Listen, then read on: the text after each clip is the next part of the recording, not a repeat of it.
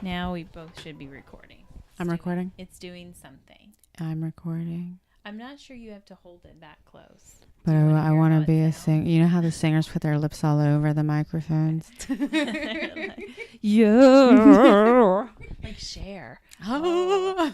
I used to love Cher. I too. When I was younger. Now, Yeah. is that not weird? Like, she's running around half naked, black hair, pantyhose. Like, I was going to get naked for this podcast, and my hair's black. I knew I What are you loved trying to say? Well, I mean, we are in the bathroom together, so why not? There's hitting our styrofoam cooler there. We're classy motherfuckers. I swear. Classy. This is class all the way. Who else podcast from it's a haunted bathroom. It's a haunted bathroom. So that's a plus. Actually, there's no stories that it's haunted. But it's haunted. It's in a haunted room. Right. So, of course. So I'm sure ghosts come in here and have to, do stuff every once in a while. There's mirrors in here. Anyways. Please, I hope that they have to, turn the faucets on. We always want that. Mm-hmm. So we are not lying. We're in a bathroom. Not only are we recording in a bathroom, which we'll explain why in just a second. It's a great story. We also have our wine chilling in a styrofoam cooler, like the one that you go put fishing your fish in. And we're drinking our wine out of plastic cups. It's classy, just like you said. It's just full of class. But really, to get descriptive, I wish that we could have filmed the whole escapade this afternoon when we actually got into this room trying to find out the best place to podcast, because we're like, we get into the room. And how loud we are in doing that. We're like, where's the quietest place? Stomp, bang, stomp. Bang, bang, bang. Like banging doors shut.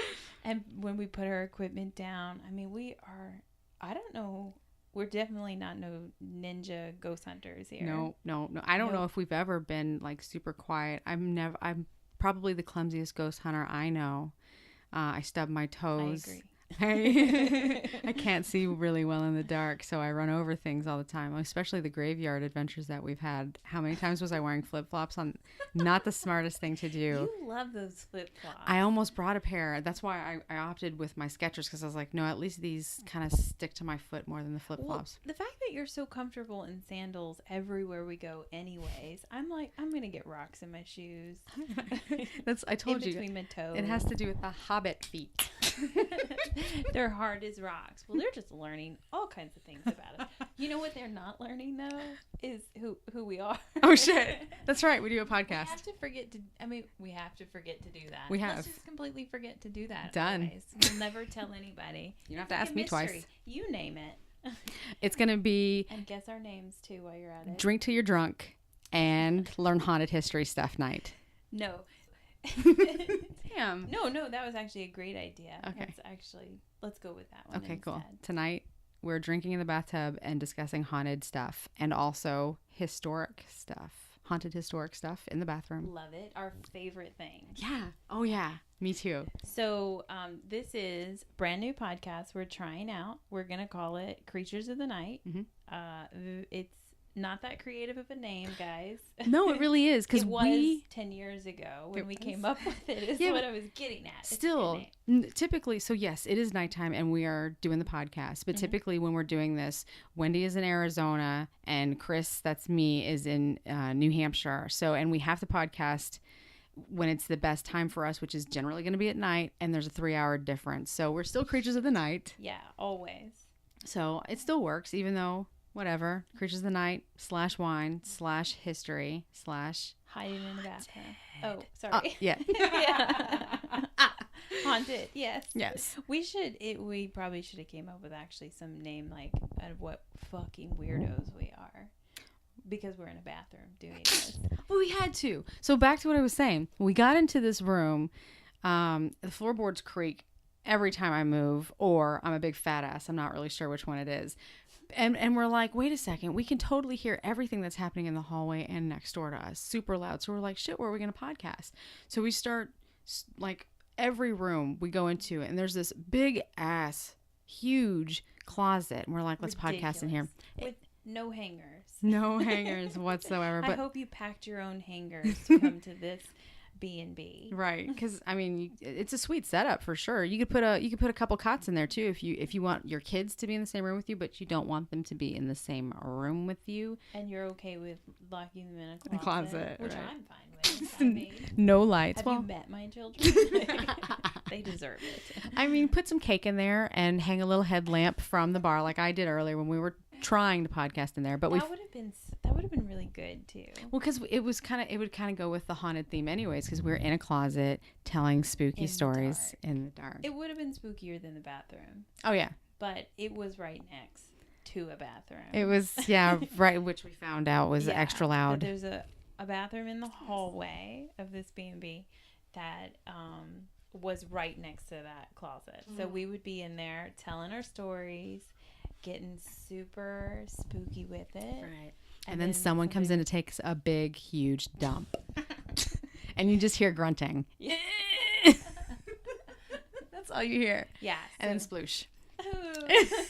So we decided to not put you guys through that, even though I did just paint a very visual picture. Yeah. So you put me through that. I feel like. You know, I don't know. I feel like since we're in the bathroom, that just kind of came to me. Like I just had to let it all just roll off of my tongue. So we are at the Myrtles Plantation. You don't want to talk about the bathroom anymore? So done with that. Let me throw up real quick, and then maybe you can tell a few more shit stories. We are at the Myrtles Plantation in St. Francisville, Louisiana. We both flew out here to spend the weekend together and to stay at this ridiculously famous haunted location. Oh, yes. It's been on like our top list for so long. For real. And here we are. We're doing it. This is our first night. We haven't been here that long. And why haven't we come here before? Like when we lived in Tennessee, like why didn't we just like, you know what? You mean when it was like 6 hours away instead and we could have drove together instead of plane trips away? Yeah, exactly. I don't know what the fuck was wrong with We're like, that. let's go anywhere but the South. Maybe we just thought that, we'll get to that eventually. It's not going anywhere. Right. Even though we did. It has been around for a really long time. It does operate as a B&B.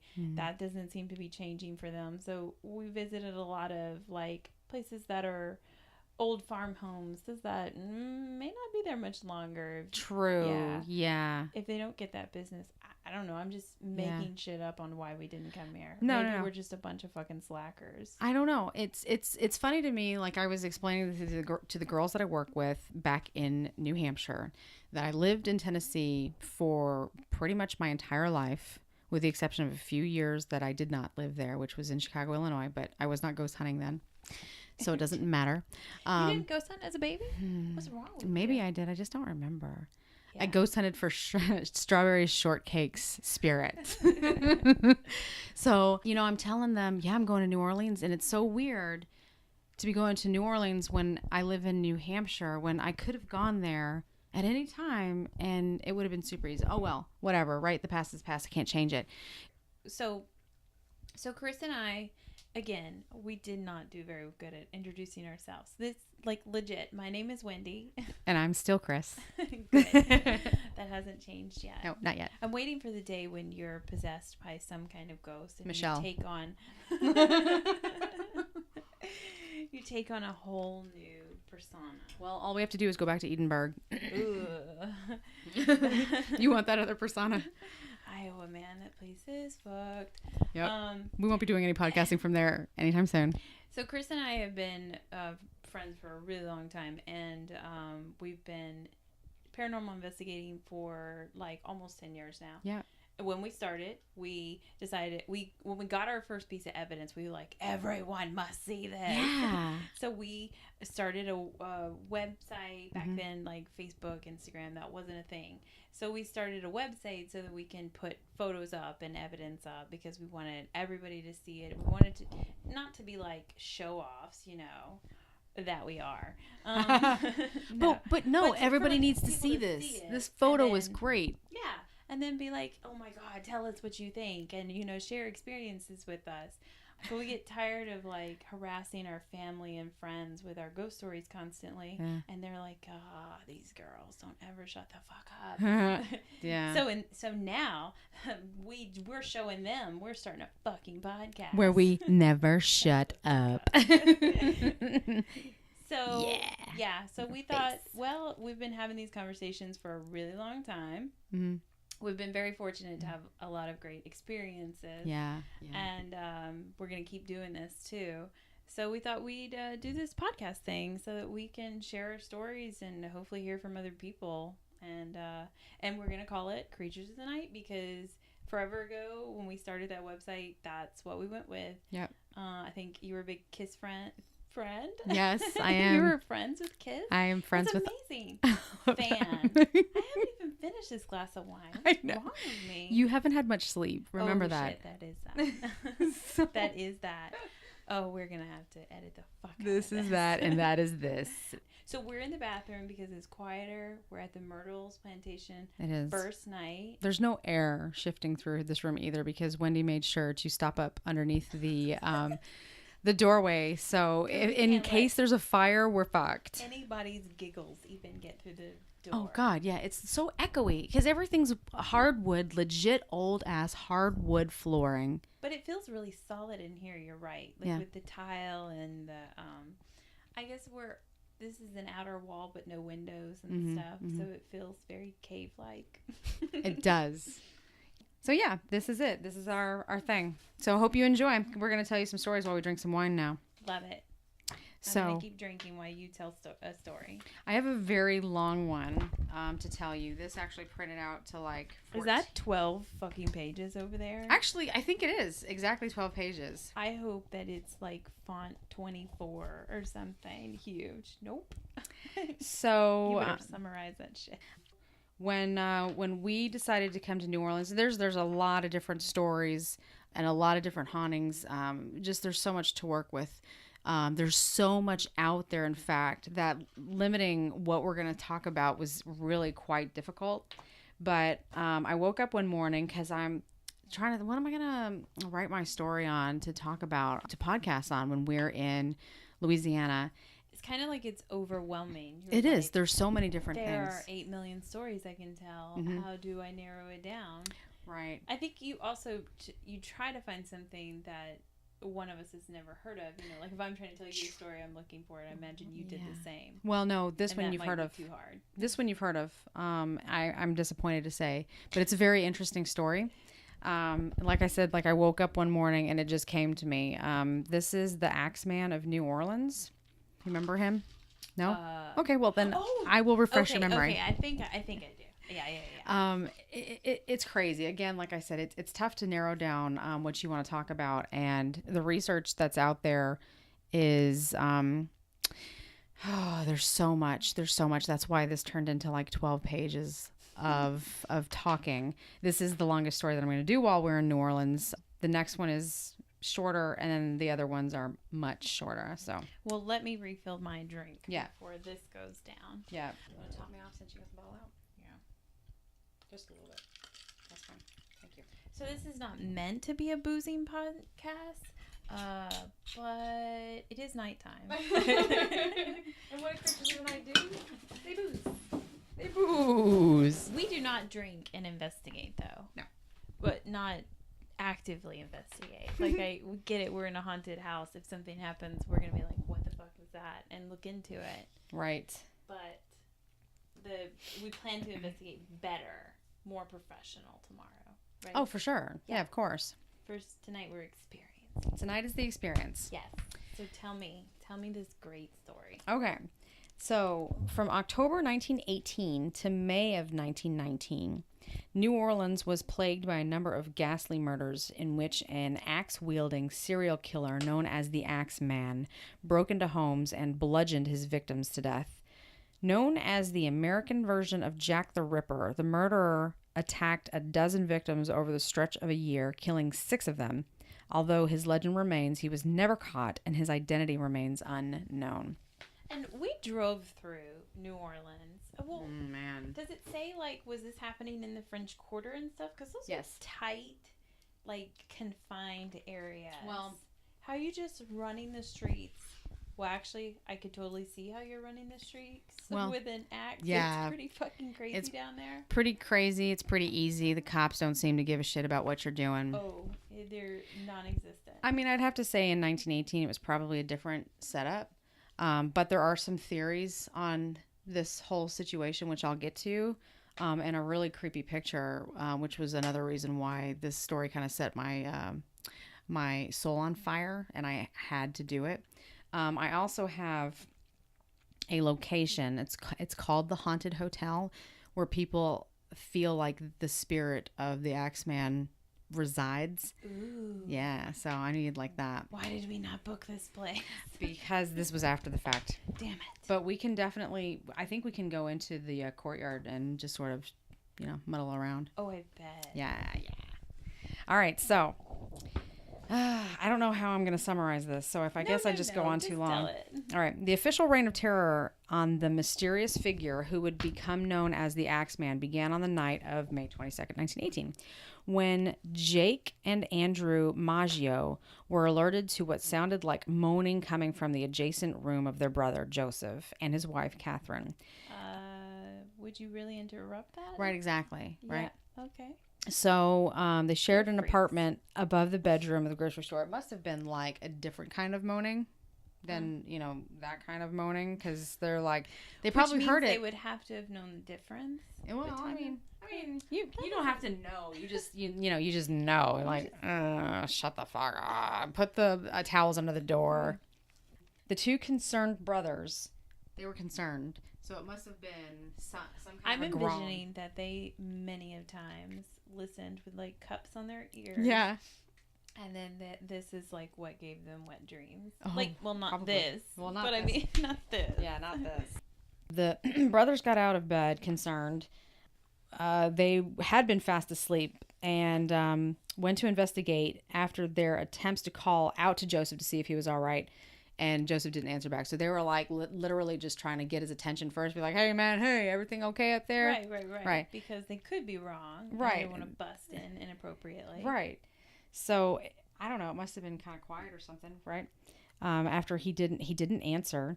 It was at this time that they realized that the rear door to Joseph's apartment had been chiseled apart. Shit. So that's a key to this whole story, is that the doors are being chiseled apart. So with the front panel removed, because he chiseled that shit out, and the wood chisel used to painstakingly remove it, laying tauntingly on top of it. Yes, he left the chisel and the piece that he took off right there. You could just totally see. Yeah, I did this. Yeah, here it is for you to see. Great. Now the brothers were a little bit more concerned. And Jake and Andrew went into the apartment and searched it. And it was when they reached Joseph's bedroom that they would make a gruesome discovery. There upon their brother's bed in crimson sprayed sheets was Joseph Maggio, who was still barely alive and moving, but bleeding profusely from several horrific gashes etched into his head. I can't imagine. I feel like even if somebody hit me once with something, that's it. That's it. I know, right? I'm down. I don't want to sound like a super wuss or anything, but I mean, I can't imagine living through something like that. No, I can't either. You're fast asleep. You wake up because you hear a noise, and boom. I'd be like, I'm good. I'll just close my eyes again. Yeah. Well, this guy, he might have, and he got hit over and over again. Oh my God. On top of him was Catherine Maggio, who remained motionless and also seemed to be leaking a good amount of blood onto the floor. The mortally wounded Joseph tried to speak and go to his brothers, but he couldn't move because he was underneath his wife, and he ended up dying within minutes of being found. Jake and Andrew promptly called the police, who soon learned that Catherine had been killed by a deep slash across her throat, which basically decapitated her. Oh. And her face and head had been brutally gashed open with what looked like wounds of an axe. So he beat the shit out of her and then slashed her throat. I'm assuming in this scenario, he probably went to hit her. She freaked, went to her husband. Her husband woke up. He started beating him up. Dude probably blacked out. He finished her off by slicing her throat and left. Almost like she was trying to protect him. Or, yeah, trying to get away. Or trying to wake him up or something. Maybe. That's so fucked It's up. brutal as shit. Really not like quick and clean. No. I mean, none of this is good. But You don't like all the other ones we've done. The quick and clean ones. Jesus. Have some mercy. Yeah. This guy's fucking an asshole. It really, yeah. A thorough search of the premises turned up a bloody axe in one of the rooms, as well as a set of bloodied clothes crumpled on the bathroom floor, suggesting that the killer had changed into a fresh set before fleeing into the night. How nice of him, so he wouldn't go running around the streets of New Orleans in his bloody covered clothes. He would have blended in today. No one would have thought twice or looked twice at this motherfucker running down the streets in bloody clothes. Yeah, like how you barely noticed the people like sleeping on the side of the street and stuff. You had to look past it because it was there was so much of it. It's so sad. Yeah, it was deduced that because That's a copy and paste word. No, I had to. Well, I'm so glad that I got to use that word since I was just talking about being in the closet and people shitting next to us. So I get to say deduced. It was deduced that the killer had chiseled off the door panel and entered the home. Well, no shit, because it's not like the dog he fucking did it. Well, and he left every single trace of everything he did. Also that. Yep. Where he had then violently attacked the couple, hitting Joseph with the axe, cutting open Catherine's throat with the razor, and then proceeding to bash them both about the head and face with the axe. So I guess my theory was wrong. Sorry. It was... I'm surprised that cops back then could figure out who was attacked first or whatever. I wonder if they just assumed. No, they did a lot of deducing. So when he got hit in the face, she might have like fled to him. Sure. Maybe she was trying to protect him, like you said. Or just like, oh my gosh, are you okay? Or whatever. Like, right.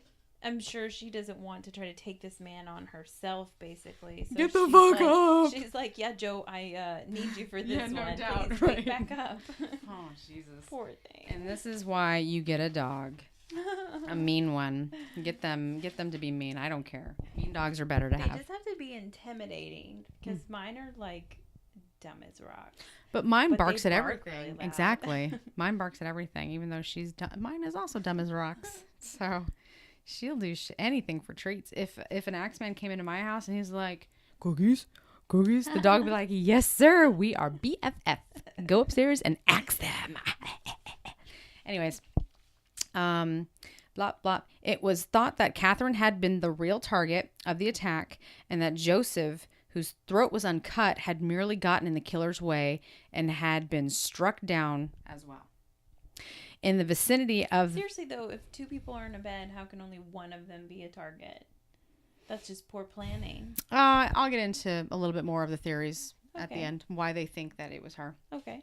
In the vicinity of the house was found another creepy clue in the form of a cryptic message childishly scrawled across a wall in chalk, which said, because this was in the past, not now, Mrs. Maggio will sit up tonight just like Mrs. Tony.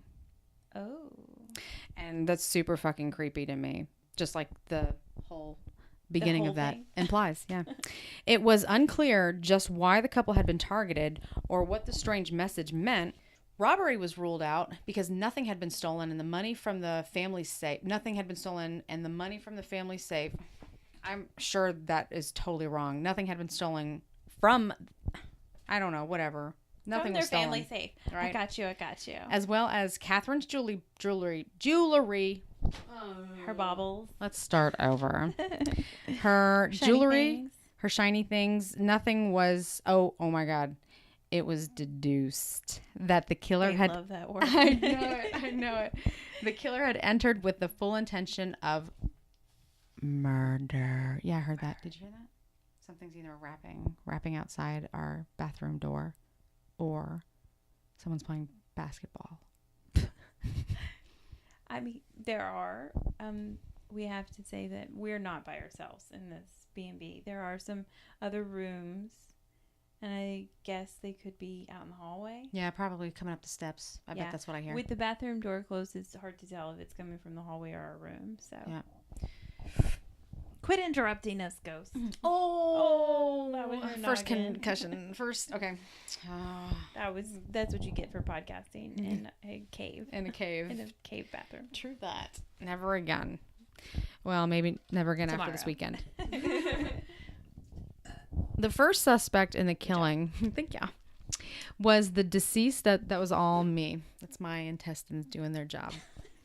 The first suspect in the killing was the deceased's own brother, Andrew. As the razor that was found to have been used to slice... the two people that came to, their rescue, they're like, you did it. Yeah. You're just making this shit up. Yeah, the cops back then assumed... Trying to make it easy. Yeah. Whoever's on the scene. Right. Well, okay, so the razor was actually his. Andrew claimed that he had the razor at the house in order to...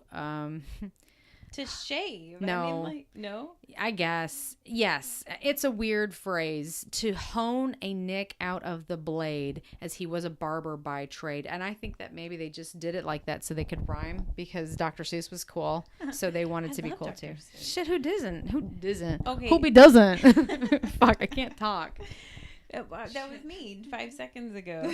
And it'll be for the rest of the night too. I'll be here all night, guys. Yeah. So he's a barber, Tip your waitress. and I guess it's like a fancy blade then. Sure. That's what they're pointing out. Like, why do you have this here? This is like your tool in your shop. Right. And he's like, I was sharpening it. I'm assuming that's what honing means. That's what I gathered. That's what I deduced by that sentence as well. But here's the thing, back in the day, barbers did a lot more than just cut hair. That was the whole idea behind the medical bullshit thing that Yeah. They also did bloodletting. Oh yeah. So you ever seen the Edwards? Oh, it's not Edward Scissorhands, but Johnny Depp as the barber of whatever haunted crazy shit. Sweeney Todd. Thank you. So kind of get that mental image of the barber kind of being into some shady shit, and that's New Orleans in 1818. Is that when the story took place? That's New Orleans in 1918. Just edit right to that part. I bet in 1818 it was like that too. This is just I just get that whole movie in my head when I'm listening to or hearing this story. So they're like, the barber did it. Clearly, all the barbers here are fucking wacko, and and he's just got his knives in this, just happen to be in this house, and they just happen to be covered in blood. So it's got to be this guy, right? He's a murderer. Yeah, he's the murderer. Yeah, he likes to cut hair and bloodlet people. He must be a murderer. It must be. It was also thought to be suspicious that he had failed to hear a forced entry and a murder going on right next door until it was too late. Like, I was convinced they were having sex. So, I mean, right. I wouldn't have butted in on that shit. And then they would know I was a perv because I was listening to them. Right. For his part, Andrew claimed that... So this is cute. For his part, Andrew claimed this was because he and Jake had been quite drunk at the time, since he had been celebrating a night out on the town with his brother before being deployed to the Navy to fight in World War I the following day. Despite his pleas of innocence, Andrew was arrested and considered a prime suspect until it was determined that there was not enough evidence to keep him, and he was released a few days later. Well, it slightly makes him look shady that he was like, I was leaving like the very next day. I gotta go. Yeah. I gotta get out of here, guys. And they were like, what you trying to run from? But I also... That didn't help his story. No, it didn't. But it does, I mean...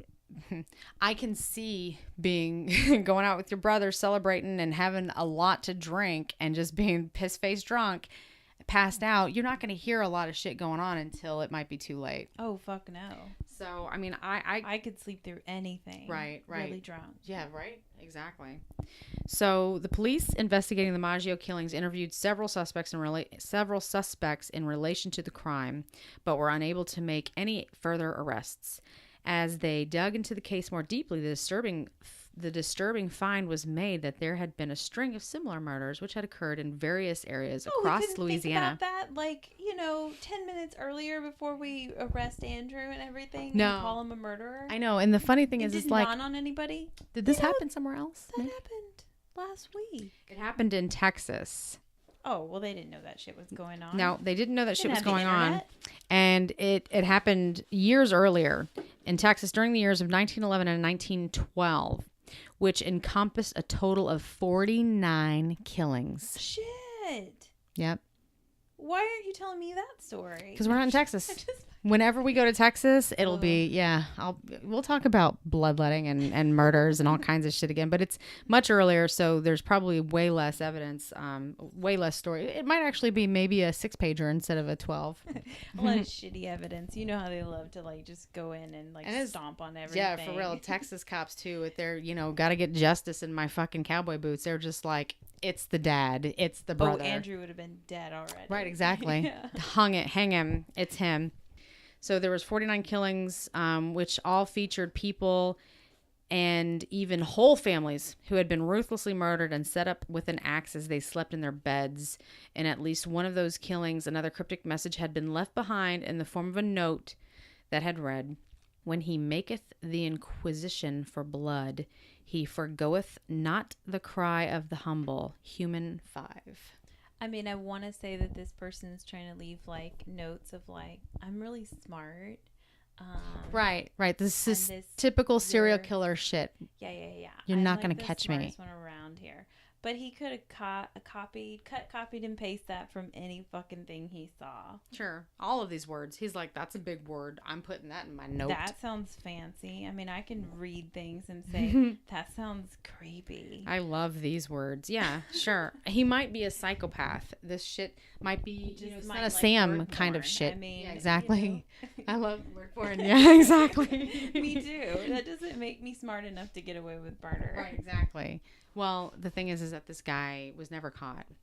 Oh, I guess he was. So, well, although there was nothing concrete to link the Maggio killings with these, in addition to the similarities, one clue that seemed to suggest a possible connection was the message found in chalk near the crime scene. And the one thing it points out, at least, is that it's not fucking Andrew. Right, exactly. Poor guy. Even without any leads or any solid evidence to link the crimes, they still suspected that the Maggio killing could be the beginning of another murder spree. But all the police could do at the time was wait and see what would happen next. And they did not have to wait long. A mere month later, on the morning of June 28, 1918, the doors to a grocery store run by a Polish immigrant named Louis Besumer. Oh, your people. I know, my peeps. Were found to be locked by... The bread delivery man was basically showing up. The door was locked, and this is uncommon. It's usually open at this time. Delaying all his other deliveries. Yeah, so he's like pissed. The dude's like, the fuck? So, the delivery man, John Zenka, or Zonka, I'm not really sure. I don't know where to put the shame you emphasis. And your Polish heritage. John Zenka went around to the back to investigate and knocked on the door, which was also locked.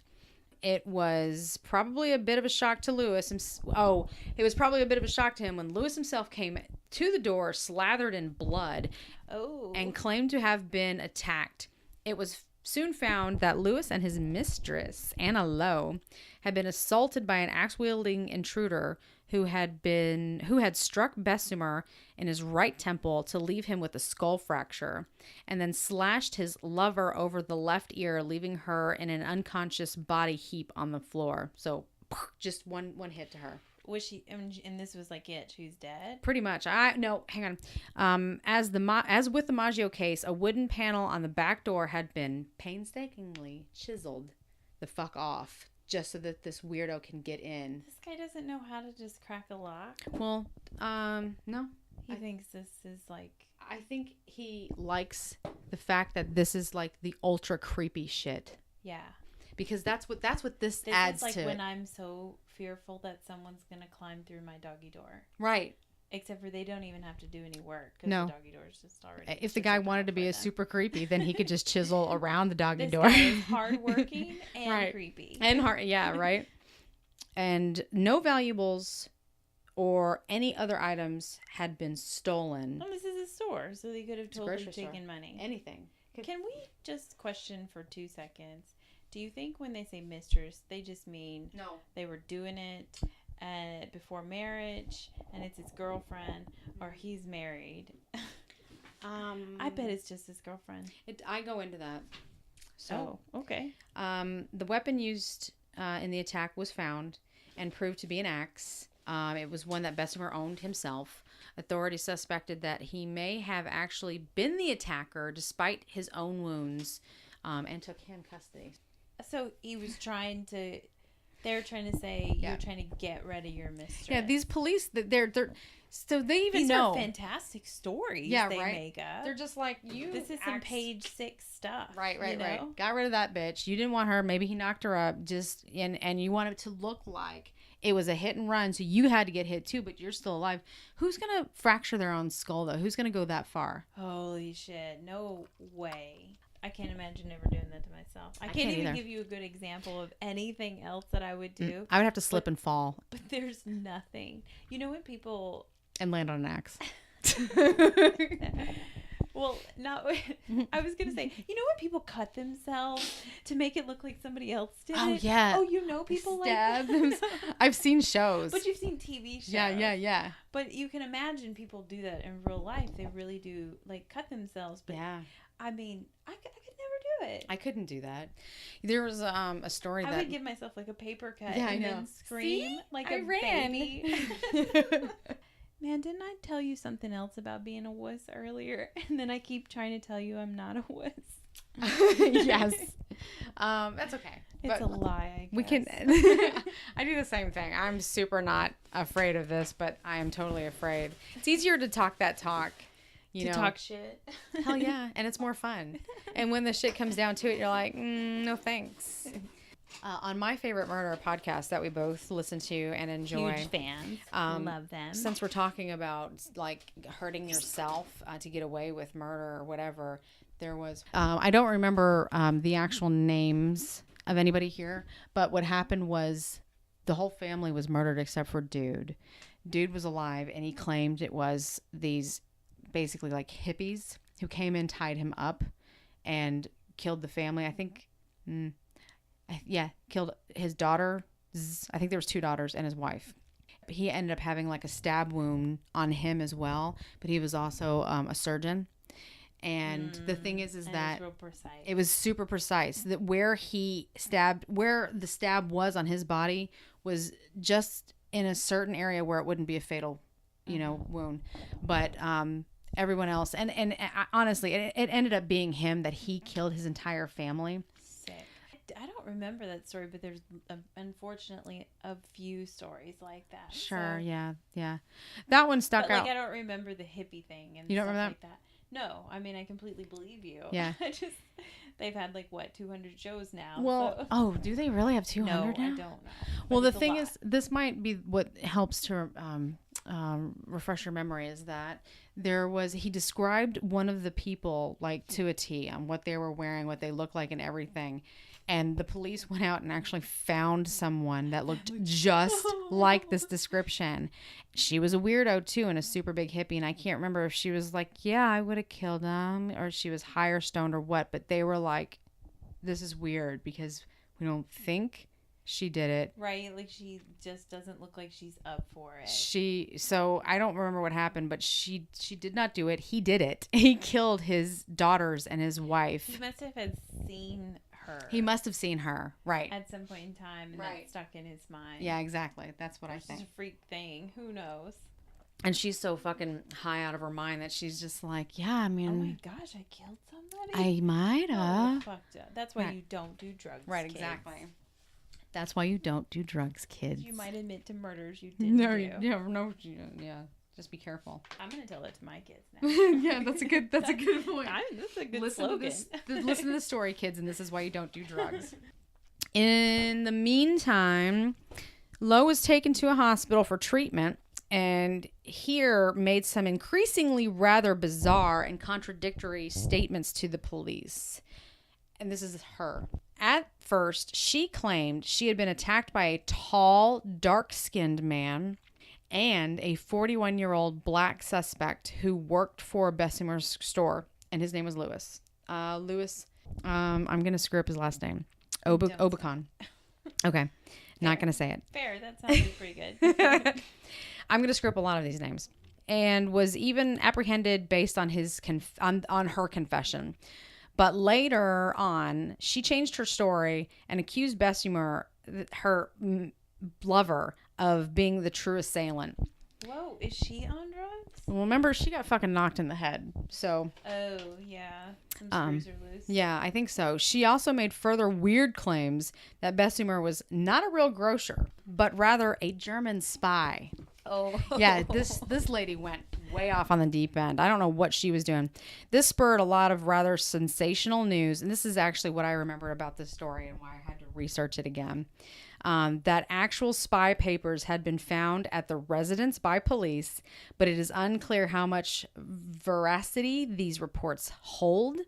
The whole case drew a lot of public attention at the time, partly due to the wild claims, spy conspiracy, and spooky nature of the crime, and partly due to the scandalous circumstances of the very married Bessemer being found with his mistress. I was like, they're just throwing that term around. How rude of Nope. them. Oh, no. Old boy was very married, but little progress was made on the case itself, as there was a lack of evidence to show that Bessemer was the culprit and no evidence to point to anyone else.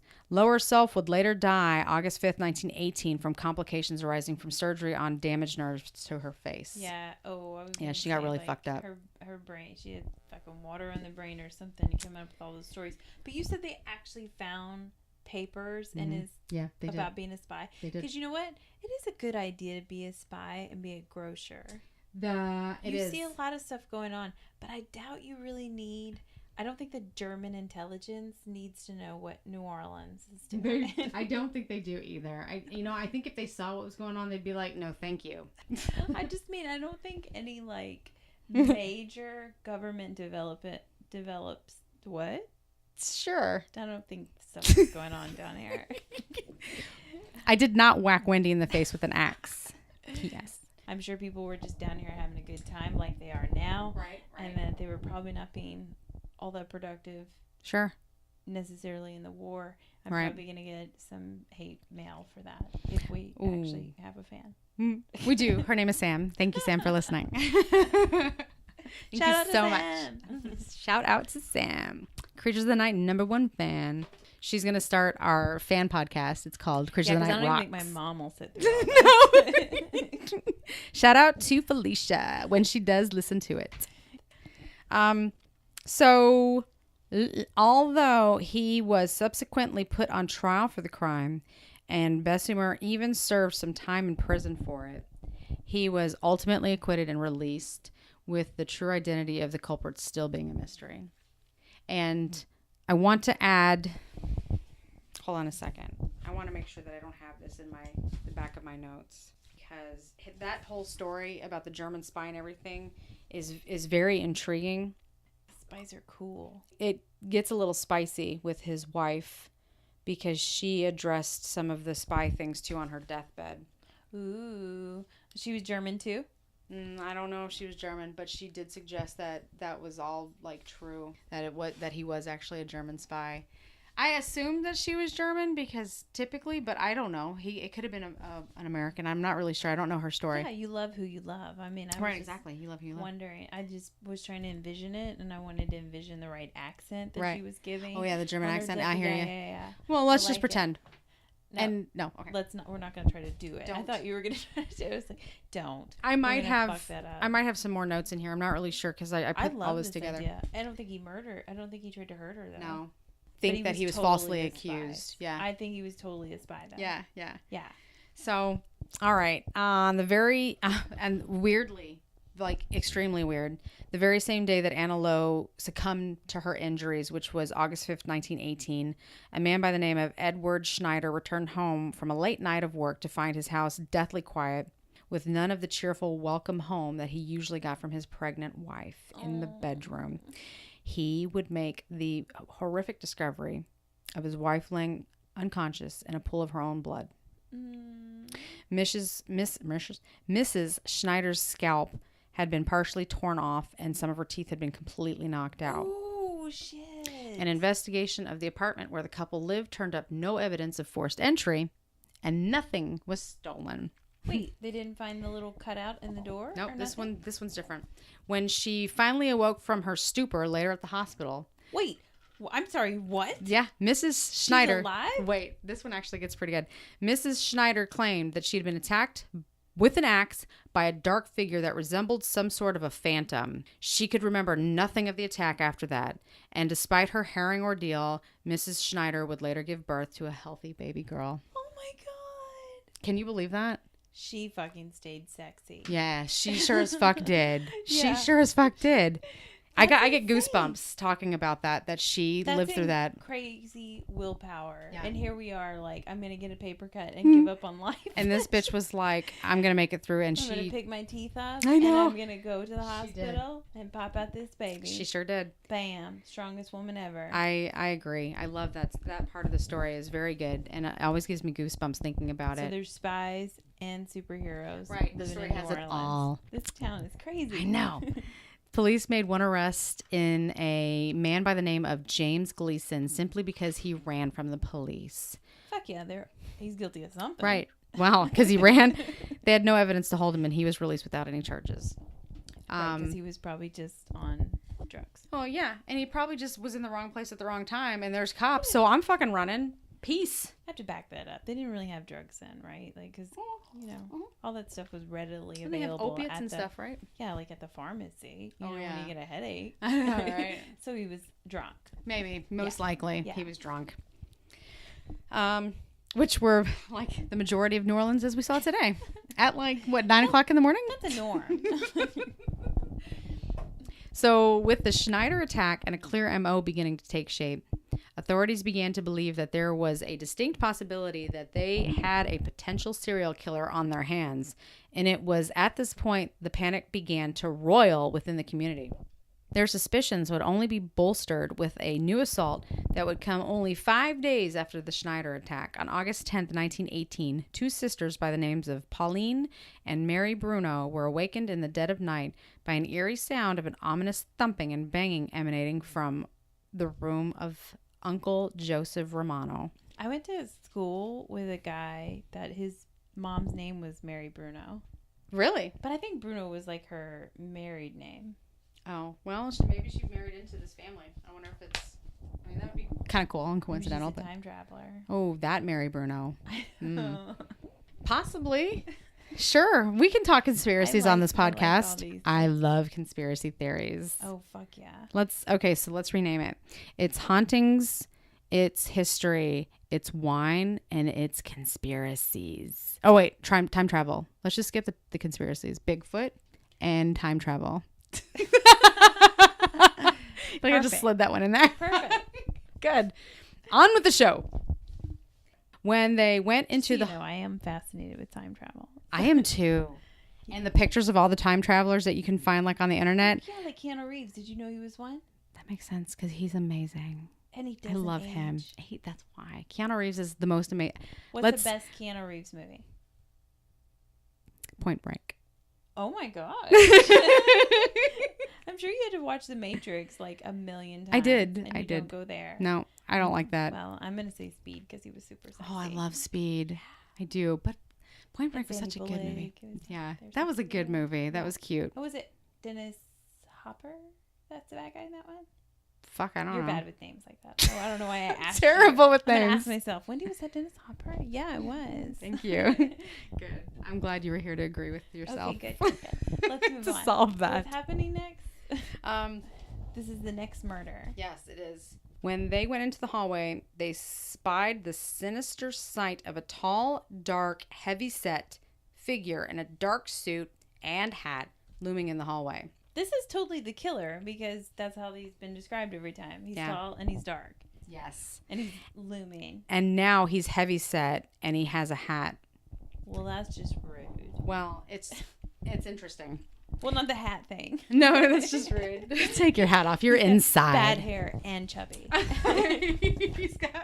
He's balding. He deserves it at this point. He's got like the wraparound hair, like the U-line hair. Ooh. Okay, so this is probably why he's taking all his hatred out on people. The two sisters would then find.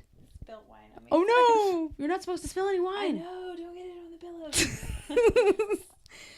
They found their uncle in his room covered in blood with a series of vicious gashes scrawled across his face. Although he was alive when he sped away to the hospital, it's called Charity Hospital.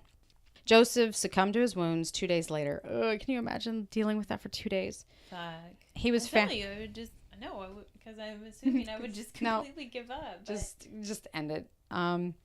It was found that the house had been roughed up and ransacked a bit, yet nothing had actually been stolen, and they found a bloody axe. That was in the backyard this time. So, I take the time to mess up the house, but whatever. Yeah, it doesn't make any sense in this story. Just to make the police officers have to go through it, I guess. Right, just to make sure that nothing was actually stolen. Right, so they have to take some boring inventory of the person's house. That sucks. Please. If there's any police officers that are listening to Chris Duncan on this podcast right now, don't go through my shit. You really will not like what you find. Well, how do they take inventory to know nothing's missing when somebody's head has been bashed in or whatever? They can't really tell you. Not to mention, if you asked me, Miss Schultz, could you tell me everything that's in your kitchen? No. No, fucking not. I know there's a cracked colander, and I still keep using it because it's the biggest one that I have. Right, and those things cost money. Yeah. Use plastic. It's the biggest one, though. You know what, though? What's funny is just like you brought up the kitchen, which is amazing, and I love it. But back in the day, they'd be like, what's missing? And they'd be like, well, there are 2 machete knives missing from my machete knife block. My steak knives disappear all the time. Do they really? Yeah. So what? There's murders in my neighborhood. I swear to God. They're all your knives. Oh, my God. I only have 4 steak knives. 4. So if one of them's missing, you have, slots for 6 of them or whatever, right? Oh, it's one of those spongy things, so I can make the slots as I go. But I only have 4. So if one of those bad boys turns up missing, I will be that lady from 1960 and be like, yes, the steak, it's not in the sink and it's not in the block. I hand wash those bitches. So if it's not in the sink, that knife is gone. I had an ice cream scooper that was Pampered Chef disappear on me. And somebody used it to scoop out an eyeball. Because what else would you do with that? It is gone. That's weird. It is. And I really like that fucking ice cream scooper. You left it at someone's house. I bet I know whose house you left it at too. I bet. Is it yours? No, I wish. I wish. Oh my God, I wish. Be like, no. Give me my goddamn ice cream scooper back. No, I'm totally lying. Let's change subjects. Okay. Anyways. I don't have your ice cream scoop, I promise. I just thought it would be funny to end like that. I'm going to search your house from now on. Come on. I have a really bad ice cream scoop that nobody uses. Oh, fuck. Set you up now that I've made such a big deal about it. My fucking knives. Okay. I don't even know where I was. Did I start on this page yet? I don't know. No. One detail. They did. Yeah. And they left the axe in the backyard. Yes. That's where you stopped. One detail of the attack that started to raise red flags was that the door of the residence had been chiseled open, just as in previous such intrusions. The Romano case is perhaps when panic and hysteria truly began to grip the city of New Orleans, and people began to whisper of the lunatic who was out prowling the streets. Nobody felt safe, and why should they? It was common at this time for citizens to barricade themselves into their houses at night, not sure if they would be the next to awake with the glinting blade of an axe arching down towards their heads. Family members took up sitting up at night and doing night watches. To keep watch. Yeah. Armed. They were sitting in front of that door with a fucking shotgun. Yeah, because it wouldn't do any good if you just sat there. Right. No, they were like, fuck this. You ain't coming in my house. It was around this time that the newspaper article stated to give this mysterious, terrifying intruder a name, the Axeman. Authorities began Creative. Yeah, right. I know. Let's go with it. It works. It's the Axeman. This is a really lazy police department. Yeah. Well, good at making stories up, though. Sure, yeah. Yeah. They're like, it was the brother. It was the husband. It was the mistress's lover. Which, I mean, that was suspicious. But anyways, authorities began to be deluged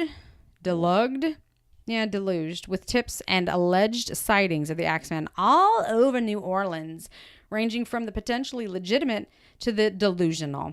In one case, another grocer, not the same one we talked about, but a different one, claimed to have found a wooden chisel laying on the back door. Oh, at his back door, not on the back door. And yet another grocer claimed to have found an axe laying in his yard, which is, you know. This thing has something, this guy has something against grocers. In another bizarre sighting, the Axeman was allegedly seen wandering about dressed as a woman, but a subsequent police investigation turned up nothing. They were like, no, that's just Big John. That's just some hater. I know. That's some hater that's like, it's that motherfucker I see dressed in a dress all the time. No, man. You're just blaming shit on him. Right. I'm sure the killer's not running around like, look at me. Right. Like, I'm pretty today. Look at me in my dress. I still have my hat on. That's how you know I'm the Axeman. Right. Right. He's wearing a top hat and a trench coat. And he's chubby. And he's dark. Right. Mysterious and axe wielding. Don't forget that. Right. He probably hides it in his trench coat. One witness reported seeing the fiend leaping effortlessly over fences, but a manhunt could not locate the mysterious individual. A more dramatic incident involved a man who claimed to have heard someone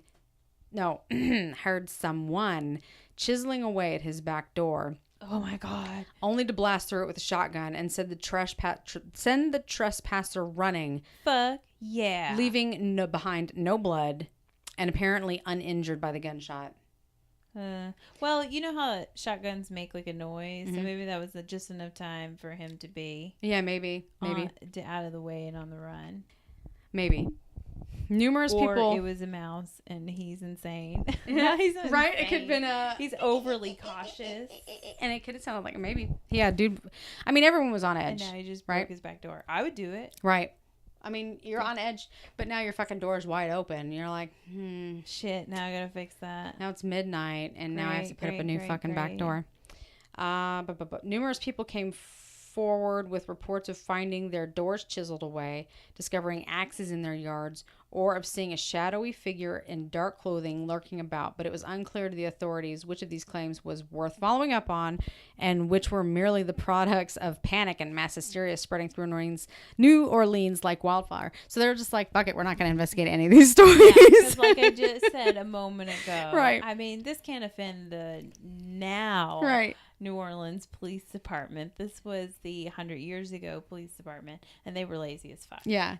People were at a loss as to who could be responsible, which was only compounded by the fact that the attacker left no fingerprints and that there was no clear connection between the victims besides the fact that many of them had been grocers. Yep, he hates... Have you ever heard of somebody hating a grocer? I don't know. I hate you for you never have fresh produce. No, your produce is always brown by the time I get it home. I mean, I don't know. There are so many different conspiracy theories about this story that's just one of them. There was also the fact that in each case the doors had been chiseled away. Right. Yep. And furthermore, the perpetrator always left the chisel behind. So I mean, come on. He had a lot of chisels to give away. The Home Depot, whatever the fuck they had in 1918. Just check them. Do you have a lot of chisels on? Are you selling a lot of chisels? Yes. Who is buying them? A tall, dark man. Right. So weird that you ask. Why? Because he bought like 10 chisels yesterday. Do you not read the fucking paper, sir? Because there's a man chiseling away doors. You didn't hear about the mass hysteria happening in New Orleans? I don't know how to read. Nope, that's me. Maybe too. I don't watch the news either. So who am I? What you meant to say was I would be that fucking hardware store worker. I ain't got no time to read your damn papers because I'm working hard in this store selling chisels. Why don't you get your fucking asses in here and investigate this shit? I'm just making a buck. Yeah, exactly. That's what you meant exactly to say. What I meant. What would I do without you? I don't know. Sound like an asshole. No. But seriously, that's that. If I was the police, that's what I'd be doing. Looks like there's got to be an increase of chisel purchasing somewhere, unless this man is making his own chisels. Hardware stores were around. Right. There's usually like one in every town, right? right? Back then, there was like there was no Home Depots, there were no Lowe's, there was no Kmart's. Well, that makes it harder though, because then they don't have like a universal system Right. where they can just look into the computer. They can't look at the computer. And Look at the receipts. that all the chisels that were sold in By the Home way, Depot and at wood stores. there's no Kmart's today so either. They have to go to Greg's hardware They store. go to Greg's. And they have to go to I have Todd's. Abacons. Yeah, they would have had to go to Abacon. Right. Stuff like that. Yeah, right. And they don't have exactly. time to visit all those people. No. It would have been just like Joe Schmo in New Orleans with his like nails and tacks and whatever else the New Orleans people had. Maybe Joe Schmo's was actually a pretty big business. Maybe he had 2 stores in the vicinity because people are building houses left and right because of all the fucking fires. What if he made these chisels though? That's what I'm suggesting. Oh, that's what you were getting. Yeah, that's what I think. How hard is it to make a chisel? I bet it's not that hard. You ever watch that Alone show? A whole guy, not a half a guy. A guy made a whole table and game. Really? And a sink system. Yeah, What? it was insane. That is insane. So you could totally make your own chisels. I gotta reread this. I don't remember where I left off. Do you have to practice or you don't know where you're at? One witness. That the chisels were the common thing. Right. I'm no paying fingerprints. attention. Do I get a gold star? No, I need a place I need like a sticky so where I leave off and put my notes down and look around the room for a while. It was also seen as relevant that the weapons used in the attacks were usually taken from the victims' own homes and were nearly always an axe, which were also left at the scene of the crime. It was around this time that a retired Italian detective by the name of John D'Antonio publicly speculated that the spate of crimes was related to the killings that had gripped the area in 1911, and that the culprit in each case was the same individual, describing him as likely someone with dual personalities, prone to sudden, uncontrollable urges to kill, and who could be anybody. Could be anybody. That's not helpful. It's not helpful. Thanks. He, I think, was just trying to scare the shit out of more people. Because if I was in New Orleans and I heard that, then yes, now I'm more scared because, you're saying that this could be my husband.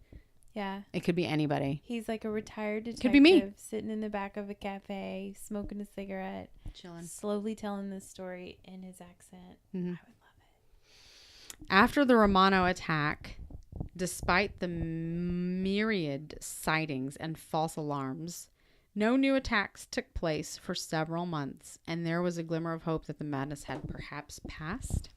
But this was respite from the terror and was not meant to last. On March 10th, 1919, a mysterious assailant would strike yet again, this time in an immigrant suburb called Gretna, located just across the Mississippi River from New Orleans. On this night, a grocer named Charles Cortimiglia, maybe, was set upon by a large man in dark clothing who wielded an axe. The man's wife came to investigate the commotion along with their 2-year-old daughter, Mary. They were confronted with the sight of Mr. Cortimiglia being struck down by an axe and lay upon the floor in a slumped, bloody heap. It was then that the enigmatic, malevolent stranger would turn on them, hacking the little girl to death, despite her mother's screams for mercy. Yeah. I was like, oh no, they're fine. They're just going to find their dad. No, this one's bad. But he was still there. Oh, yeah. He was still there. He attacks the little 2-year-old baby. He beats her to death, basically. Bashes the mother mercilessly about the face and her head, leaving her with a severe skull fracture, but alive. The ravaged family was found when a neighbor by the name of Lorlando Giordano came to investigate the ruckus and found the husband lying in a pool of blood and the bloodied mother clutching desperately to her brutalized dead daughter. Oh my fucking God. Yeah. That one's hard. After the daughter had been Please killed. Tell me that's the last one. It is. Oh. I can't take it anymore. After the daughter was killed, Charles Cortimiglia and his wife would survive the encounter with severe gashes to the head and neck, as well as skull fractures. How the fuck do these people keep surviving this? I don't know. I guess that town is magical. When police came to search the premises, they soon found a bloody axe discarded on the back porch, and the door had been chiseled away, with the chisel being left behind, just as, all the other cases.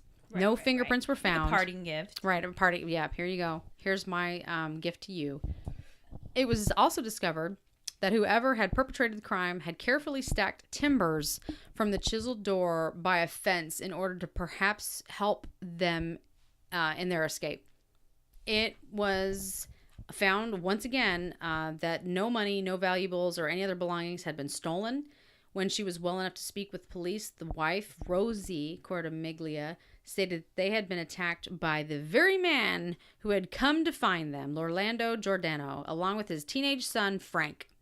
It was an odd claim to make, as Giordano was a 69-year-old man who was also in very poor health. Also happened to be almost 300 pounds, too large, way too big, basically, to fit into the opening that was chiseled away on the door. For his part, Charles Cortamiglia himself denied his wife's claims and said the two men were innocent. Yet she just fucking hated her neighbors and was like, "It is, yeah, she did absolutely." Or there's something wrong with the women once they get knocked over the head. No, they're just like, no. This one has a backstory. He said that they were innocent, and nevertheless, the Giordanos were tried for the crime and convicted, with Frank receiving a death sentence and his father with life in prison. Luckily for them, Mrs. Cortamiglia would later retract her statement, saying that she did it out of spite to remove them as business competitors. That shit. Yeah, she did. Business competitors. Competitors. My God. Right. She's a fucking monster. But she's not the first wife in the story to blame someone and then later say it wasn't them. So, but her child is dead. Yeah, exactly. And the first thing she thinks of is, I could get rid of this. It was those bastards. That might help our situation. They were released in 1920. So the case, the Cortamiglia case, sent a new wave of terror through the streets of New Orleans. And at this time, the bafflement of police produced increasingly bizarre theories for who the assailant could be. The fact that the attacks were often later described as being carried out by a large, even hulking man was contradictory to the available evidence at hand, with the openings being chiseled away into doors barely large enough to allow a child to pass through. The people just probably felt like this was a giant because it's standing over them. Mm-hmm. How intimidating. No, you can see that, right? You're fast asleep. You're being awoken and the last thing you see is some horrific incident. So that's what I thought too. Yeah, it's kind of like they built it up in their heads. Mm-hmm. Because at first they didn't necessarily say it was big. It graduated through the stories. Well, that's I think because as the even more fear set in. The first lady immediately pointed out her neighbor who had come to rescue them as being the person that had done it, right? Or was the first one was dead, so there was no story. There was no story there. It was the brother that pretty did it. Dead. Yeah, she was totally dead. So they didn't have anything to go on at that point. But I thought the first one that said anything about it, she was like, it was a phantom figure. And that's all she said. Yeah, and then the next time, it was like a large phantom figure. Right. So that's just adding more details for the stories. Like we said. And making it more scary and gruesome as it went along. Right. But they really can't remember shit. They can't, because if you, like I said, and like you also said, if you're laying in bed awake, or asleep, and you get woken up by whatever it is, whatever's over you is going to be a phantom because you don't know it. And you're not going to remember it. And it's going to be large and scary because you were sleeping peacefully and you were just woken up. So it's hard to tell at this point. But because of the coincidental chiseled out area of the door, this is the only evidence really police had to go on, because there was no fingerprints and any of the bloodied axes, anything like that. All of a sudden the police wake up and they go, "Oh, by the way, this door space is not that big. You guys keep making this person out to be a monster." Right. So the theories at the time were that the killer might actually be a woman or a midget. Which they think Jack the Ripper is possibly a woman. Yeah, right, exactly. And I guess I shouldn't say midget because that's not PC. So I know I should. Little person. Is that PC? Little person is PC. Yeah. Okay. So I retract my statement. So they thought it was either a woman. That's just what your paper said. That's or, why you said that. Yeah. Right. Or a little person. So no one knew exactly what was going on, basically. The public started to create theories and rumors of their own. Of course, they would. Whispers making the rounds that the killer was not human at all, but rather some sort of supernatural phantom demon or an entity. This far-out notion was only reinforced by reports of the attacker having the ability to move superhumanly fast, with one witness claiming that he was a spectral, shadowy figure which moved as if it had wings. There were even those who were starting to draw parallels between the Axeman murders and Jack the Ripper. And that had taken place, that had taken place 30 years earlier, with some going so far as to suggest that they were one and the same. Because they think the murders stopped so abruptly, right. And then stuff like this started happening. Yep. And so we're aware of that chain of axe murders that were happening, yep. kind of Midwest, Western, where these families were getting murdered that were along the railroad tracks and stuff like right. that, which it doesn't really match up with this story. Right. In the details, but there was a group of murders, and they tried to imply that they thought that this was like when Jack the Ripper stopped. Sure. There's a lot of other, I do want to point out, since you brought that up, there's a lot of other details that are out there about this story that go way deeper and might connect the dots a little bit more to some of the other killing sprees that happened over the country, but I didn't want to make this a 4-hour podcast. I could have. I mean, I love to talk, but the similarities and what the murderer would do afterwards do not match up. And no. I feel like when you're talking about sociopaths and mass murderers, they have their little things they have to do, like chisel doors out, like cover mirrors. Right. And that's not something that this one did, So you don't see the same things. Just because they used an axe doesn't mean they're all the same right, person. exactly. It was a very common tool. It was very common. People had the axes laying around. You're right. So they had them so easy. Right, exactly. Okay, so moving right along. As bizarre as the situation already was, it was only set to get stranger from there. What? Yep. Could it get stranger? It gets stranger. I guess. A mere 3 days after the Cortimiglia attack, the killer would reach out and make contact with the public in much the same way as Jack the Ripper had done during his own reign of death decades earlier.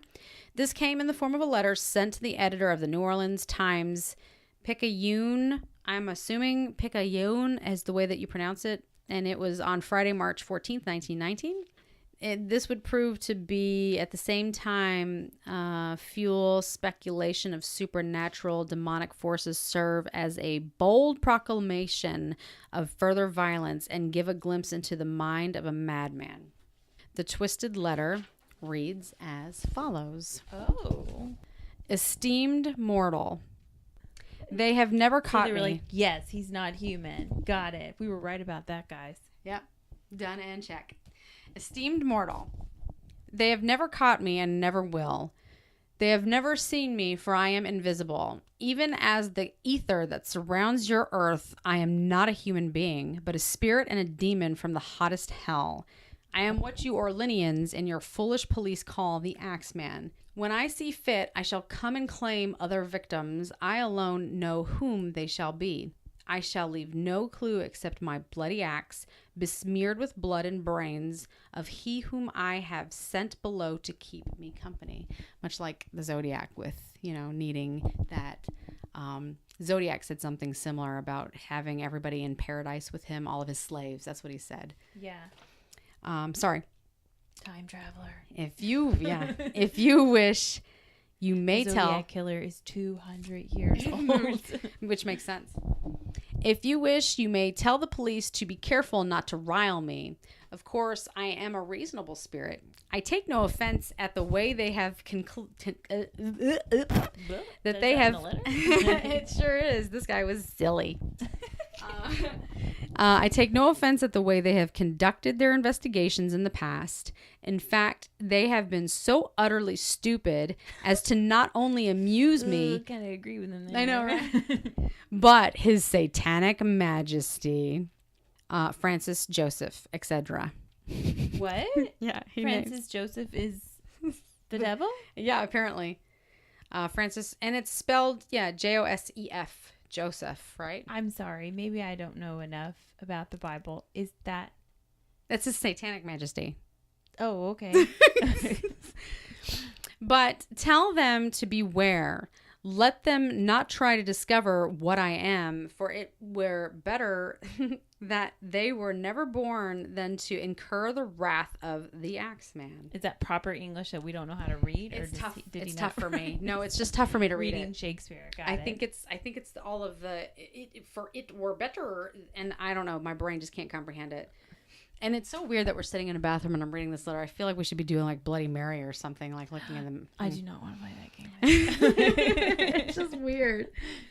I don't think there is any need of such a warning, for I feel sure the police will always dodge me as they have in the past. They are wise and know how to keep away from all harm.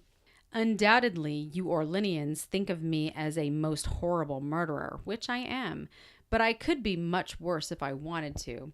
If I wished, I could pay a visit to your city every night. At will, I could slay thousands of your best citizens, for I am in close relationship with the angel of death. Now, to be exact, at 12:15 earthly time on Tuesday night, I'm going to pass over New Orleans. In my infinite mercy, I am going to make a little proposition to you people. Here it is. I cannot wait. I am very fond of jazz music, and I swear by all the devils in the nether regions that every person shall be spared in whose home a jazz band is in full swing at the time I have just mentioned. If everyone has a jazz band going, well, then so much the better for you people. One thing is certain, and that is that some of you people who do not jazz it on Tuesday night, if there be any, will get the axe. Well, as I am cold and crave the warmth of my native Tartarus, and it is about time. Tartarus, I think. It's like tartar sauce, but it's Tartarus. But the TARDIS is not TARDIS. A time traveling device. No, but this is spelled TARTAR. I'm US. seeing a lot Tartar, of similarities US. with my time traveling. So, I mean, maybe he was trying to say TARDIS. Killer. And it is about time I leave your earthly home. I will cease my discourse, hoping that thou wilt publish this, that it may go well with thee.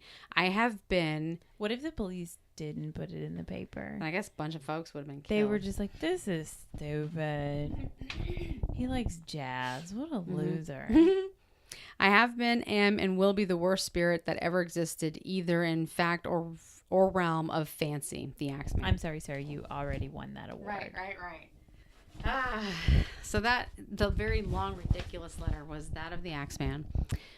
So he was a huge fan of jazz music, or he wanted something that was really loud so that he could hear how scared everybody was of him. The knight mentioned in his letter would live up to whatever expectations this crazed maniac or demonic spirit had.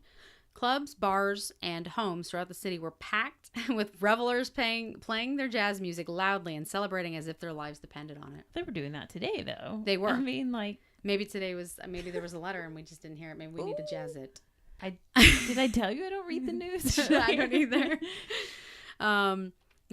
Which perhaps their lives did depend on it. People everywhere played loud jazz and danced the night away. The air was abuzz with the sound of music, and a famous local composer by the name of Joseph de Villa even wrote up a theme specifically for the occasion by the name of the mysterious Axeman's Jazz. It's called Don't Scare Me, Papa, which, actually became a huge hit. Are you being serious? No. Yes, I am. This is well, all. I like how you didn't make the name so specific to the axe murder. It's giving him so much credit. Yeah, right. Yeah, he kept it vague. On that fateful night of jazz and partying, there were no attacks in the city as had been promised.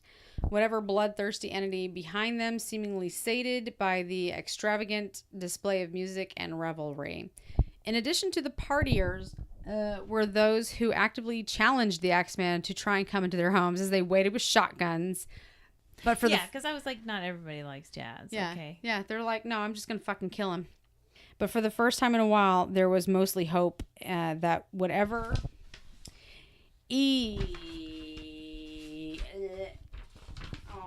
I totally feel like I totally feel like the murderer was like out partying with them for the whole night. Yeah.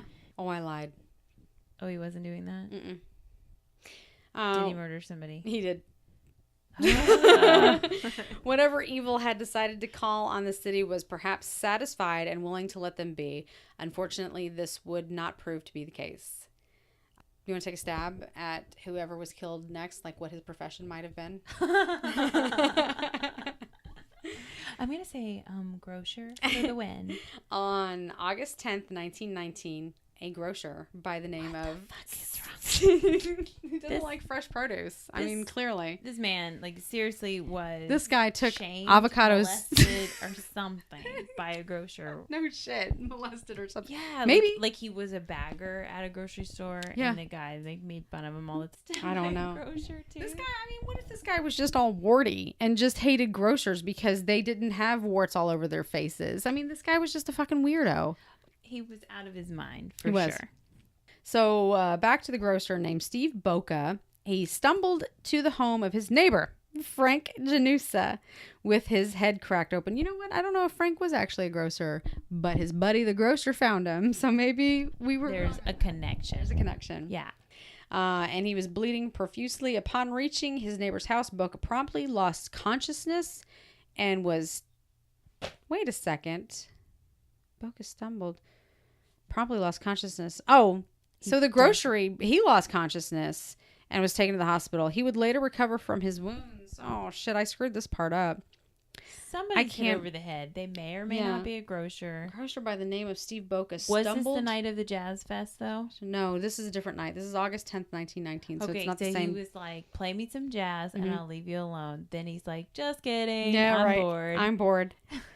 He would later recover from his wounds, but could not remember much of the actual attack other than... No shit. Even if you did, you would falsely accuse your neighbor, probably. Yeah, right. This other guy... Seems to be a symptom of this. This is the... Right, exactly. He could not remember much of the actual attack other than he struggled with a large figure in dark clothing that he had awoken to find looming over him in his bed. Police found nothing... that had been taken from his home, and again, the door was chiseled away. The chisel was left behind. The attacks continued on September 3rd, 1919, when neighbors went to check on 19-year-old Sarah Lehman and found her lying unconscious upon her bed with a massive head wound and jagged broken teeth. In the case, the assailant had entered through an open window, so this was the only time he didn't chisel away a fucking door. What was wrong with her door? I don't know. Maybe it was 3 doors. It was 3 doors down. He was like, this door is oddly thick. It was like a metal door. They just started putting in like screen doors. Yeah, sure. And he's like, I don't... My wooden chisel's not going to work. Let me try. Fuck it, I'll go through the window. He's like, let me try the chisel on the window. Oh, wait, the window's open. Fuck this noise. I'm just going to... Why have I been chiseling through doors this whole time? But again, window has a smaller opening. And if this is always like a big old fatty, he ain't squeezing through a window. I tell you, they imagine that largeness of him. I think his ether just... His spiritual ether just wafted. Yeah, when they thought that he was like some kind of mythical... object that's doing this, and that's why he can get through the small spaces. And why would he spend his fucking time chiseling through the door in the first place? I don't know. That's when they just like float in through the cracks and stuff, like some Harry Potter shit. Maybe there's details from each one of these stories that they left out. Like maybe he also wants to free their fucking dog, and he's like, come on, Benny. Come on, Benny. Benny, come, you're free. That's right. Now I'm going to fucking go kill those goddamn animal abusing people. He just really hated dogs that had to go on chains and stuff. I mean, maybe that was it. Nobody mentioned that their nothing was stolen. This was the dog. Of PETA. And that's what it was. Just playing. The dog was kind of a shithead. Let's just face it. Everybody has a shithead dog. So the dog was kind of a shithead. They abused the dog, and those people had to pay for what they did to the dog. Guy didn't like it, so he let Benji out Benji runs free. They don't admit to anything being stolen because they were beating on the dog. And they didn't. Right. We solved this. Why don't we solve things all the time? You were much more creative than the police department back in the day. I can tell you that. Time traveler. I was on that police department. Anyways, where did I leave off about the fact that he had a dog? Nothing was taken from his home. Again, the door was chiseled away. Chisel was left behind. Okay. The attacks continued on September 3rd, 1919, when neighbors went to check on... Oh, shit. I already talked about Sarah Lehman because he went in through the window, the ether. Right. That was the last thing you said. He went in the window. They did find the bloody axe on the front lawn. Around this time, there was another attempted break-in by the mysterious killer, but the attack was thwarted by the armed homeowner, William Carson, who fired several shots at the intruder. Fuck yeah. I hope by now all of fucking New Orleans has got a gun. Right, exactly. This guy chillingly left behind an unused axe and a chisel in his swift escape. He's still like, I'm still leaving my party. I'm still leaving. The following... Fuck you. Messing up my plan. No shit. Boom. I left it. Done. Did my job. Did the thing. The following month, on October 27th, 1919, the Axeman would claim his last official victim when he hacked a man named Mike Pepitone to death as his wife and children slept in the next room. The wife, Esther Albano, would come to investigators and find a... She came to investigate. She heard some fucking noise and found a dark-clothed intruder with an axe hunched over her husband's body, who then swiftly escaped and left behind blood-spattered room and the butchered corpse of Pepitone.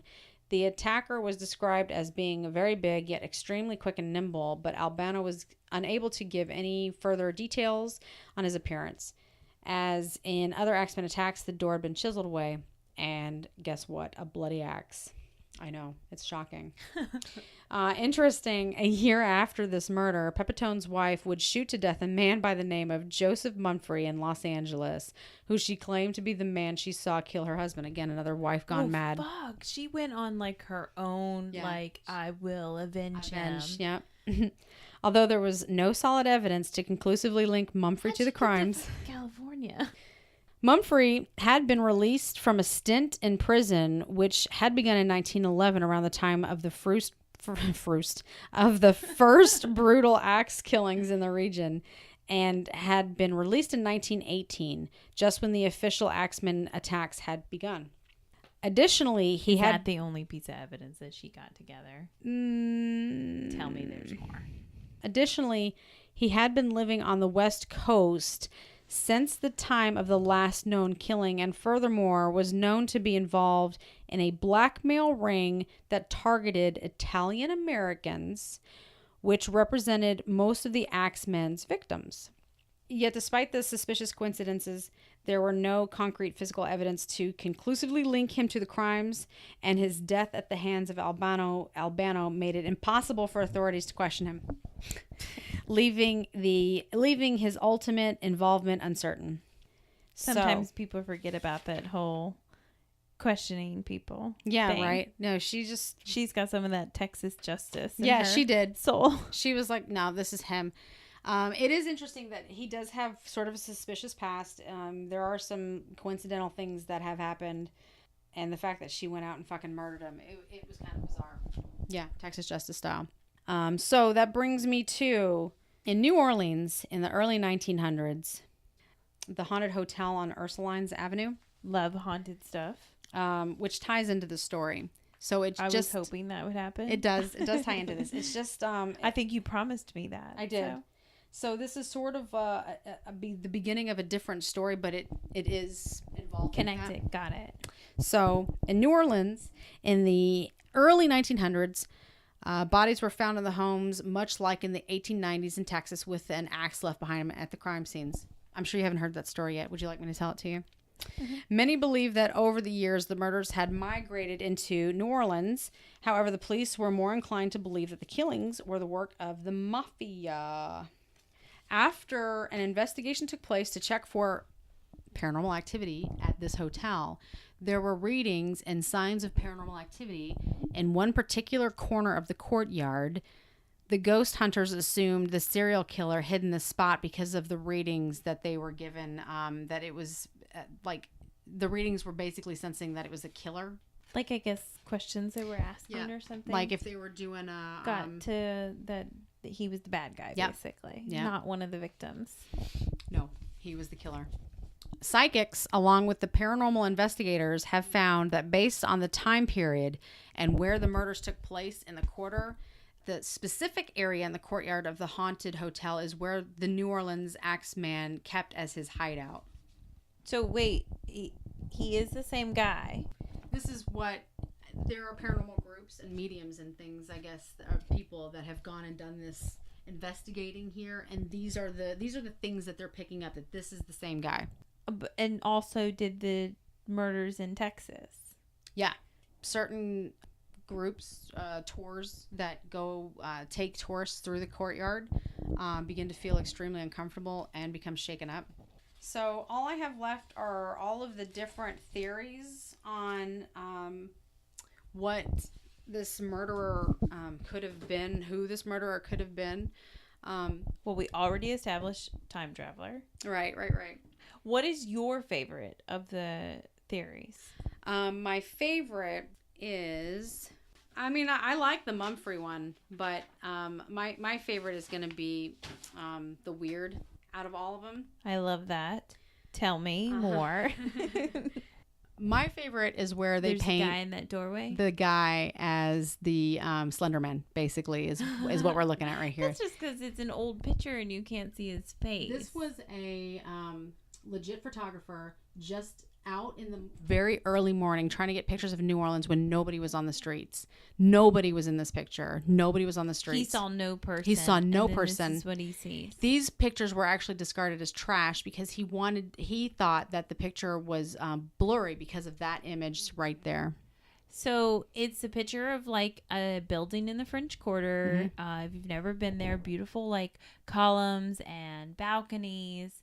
And these are, the like lamppost, just like from a movie.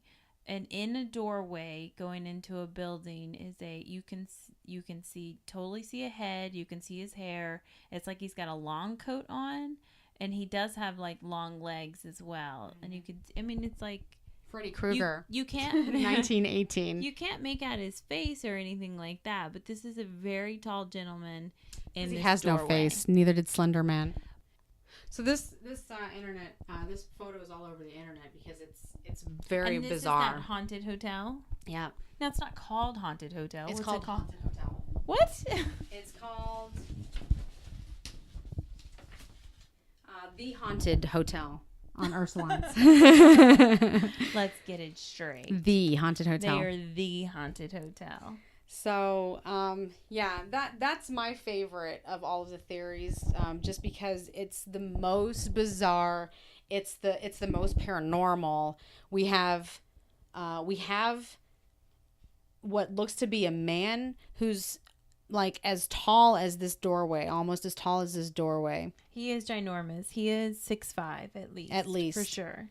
Which would go in line with some of the things that people said. He's wearing a top hat and a coat. Yeah, when they explain him as huge, maybe they did not mean chubby necessarily, right. Which means he would be thin. Like a Slender Man. Right, exactly. But he's right. a person. I think what would make this picture better is if he was chiseling out a door.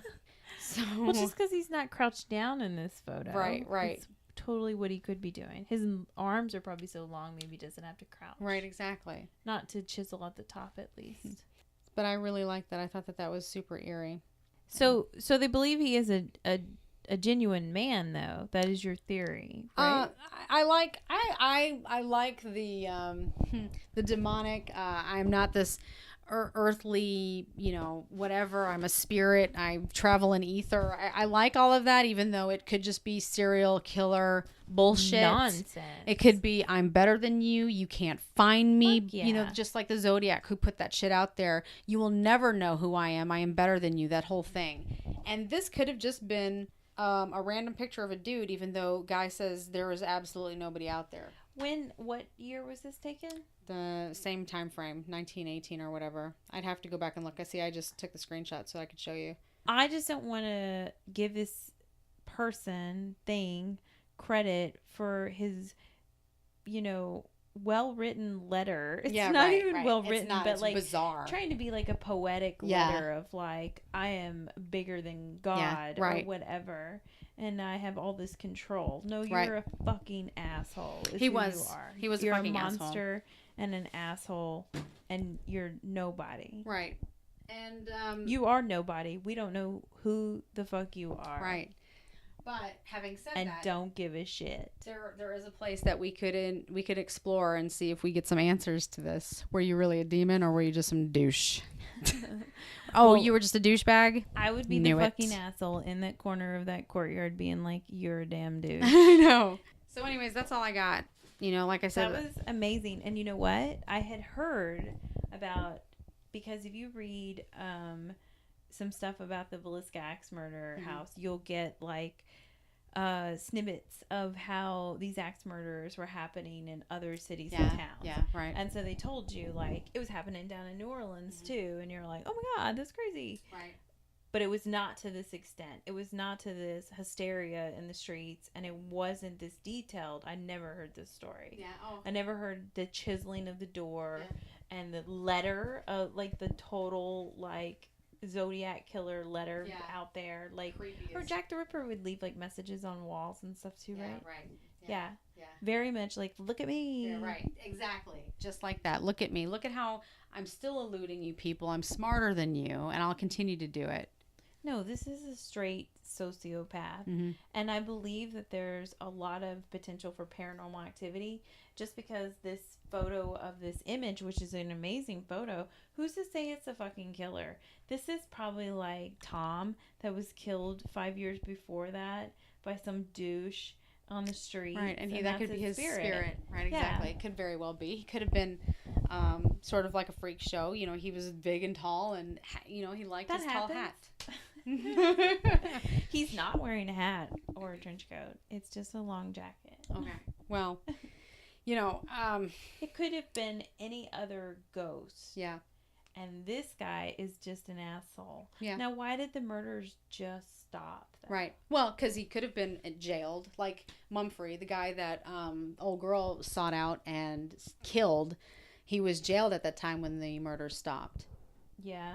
So that could be a reason. I mean, that's kind of a theory a lot of, I guess, police officers or investigators draw on when like these serial killings just off. Yeah, either they're murdered or they've been locked up for some other reason. Because serial killers, they don't just stop. If they're just going and going and going, why would they just stop? So successfully too. So they get picked up for like a minor thing, and now they're in jail and or whatever. Right. Because they just don't get bored with it. Right. What was it like that story I was talking to you about the other day, the Bloody Benders? Yes. And I guess My Favorite Murder has covered it, and Lore.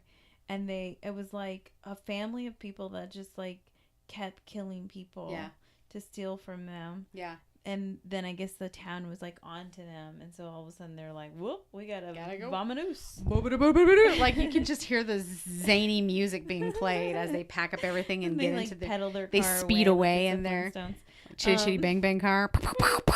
And I mean, they had to have gone to the West Coast or Canada and set up shop some other way, right? And continued. But what did they do differently that kind of threw people off their tracks? They ate the people. That was your theory, yeah. It's just like you're like, I'm gonna do something different this time. Yep. Which is that long car ride out to the West. They were like, you know what I really have always wanted to try? Mm-hmm. And then people can catch on to them. Right. Something fucked up like that. Yeah. I definitely will not give this monster credit in letting, what he wanted everybody to think is that he's some superhuman being. You know who's a superhuman being, if I could get that word out appropriately? It's a tough one. You see me struggling? Is that fucking chick. And the mom that lived through and had her baby. And not just her. There were multiples that had been like hit in the fucking head. Yeah, I know, that lived. And survived. I don't know why, but when you asked me that question, I was going to answer. And for whatever reason, Jimmy Stewart was the name that came to mind. I don't know. But you asked me, do you know? And I'm like, yeah, Jimmy Stewart. But Anyways, continue. Yeah, the mom and that's the cool thing, and that's actually BuzzFeed Unsolved did this case as well, which is another one of those things that bums me out on this podcast. If you don't know me, because hey, this is the first time you're hearing my voice.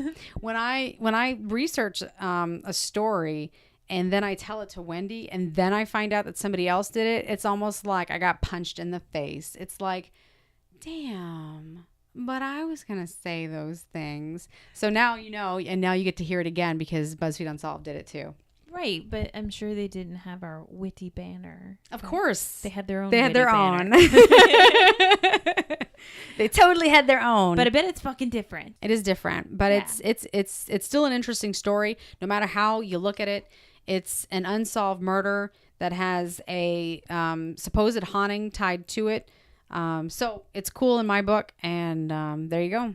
I love it. I thank you so much for telling me that. You're welcome. I'm going to have nightmares now. Cannot wait. I know, it was pretty brutal. Are you gonna cuddle with me? Of course I will. We're sleeping in the same You're bed. sleeping by the door. Great. And I'm sleeping with my shoes and glasses on. Wait, I guess technically we're both sleeping by doors. Oh, don't remind me. As soon as I said you're sleeping by the door, I was like, then there's another door. Fuck. This is a terrible situation. And this place is haunted. Yeah. Already. Yeah. And so it begins. With With that said, I think we should sign off because we've got to go do some investigating. That's our play out music. Me being like, I don't wanna. You're such a wuss. All right. Thanks. Yeah. Cool. All right. All right. Peace. Bye. Bye.